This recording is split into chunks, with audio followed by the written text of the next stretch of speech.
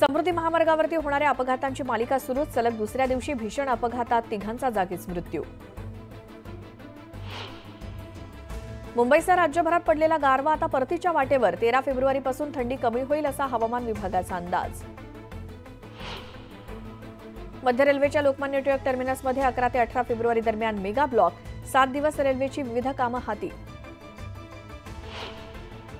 मध्य रेल्वेच्या पुणे विभागात पुणे लोणावळा दरम्यान इंजिनिअरिंग आणि तांत्रिक दुरुस्ती देखभालीच्या कामांकरता आज मेगा ब्लॉक.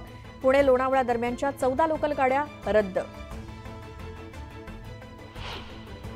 सांगलीच्या जतमधील पाण्याचा प्रश्न पेटला. आश्वासन आणि उद्घाटन सोहळे. आम्हाला नकोत, पाणी द्या, हीच जत पूर्व भागातील 65 गावांची एकमुखानं मागणी.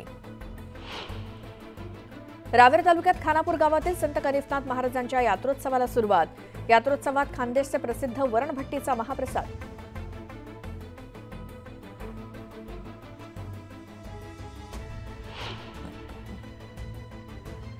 सोनमर्गमध्ये बर्फवृष्टी. जवाहर इन्स्टिट्यूट ऑफ माउंटेनिअरिंगच्या वतीनं स्केटिंग कोर्सचं आयोजन.